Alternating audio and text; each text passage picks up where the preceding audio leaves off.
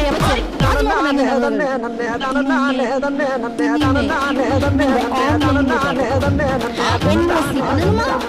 உங்களுக்கு ஏதாவது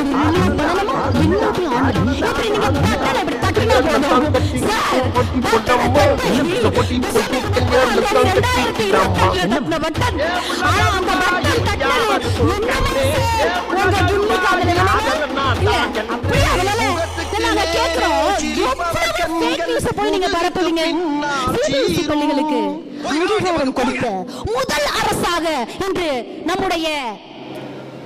நம்முடைய வரமாட்டேங்குது சிஎம் நம்ம சிஎம் சாருடைய அரசு நடக்குதுன்னு சொல்லி பயங்கரமா எஃபெக்டோட பேசுறாங்க. ஆனா இதெல்லாம் நம்மளுடைய பள்ளி கல்வித்துறை அமைச்சர் அன்பில் மகேஷ் பொய்யாமொழியான இருந்தாங்கல்ல, அப்பவே சிபிஎஸ்சிக்கு அங்கீகாரம் கொடுக்கப்படணும், பிரைவேட் ஸ்கூல்ஸ்க்கு யார் யாருக்கெல்லாம் அங்கீகாரம் கொடுக்கணுமோ அவங்க எல்லாம் கொடுத்து கூப்பிட்டு எல்லாம் நிகழ்ச்சி எல்லாம் நடத்தியாச்சு.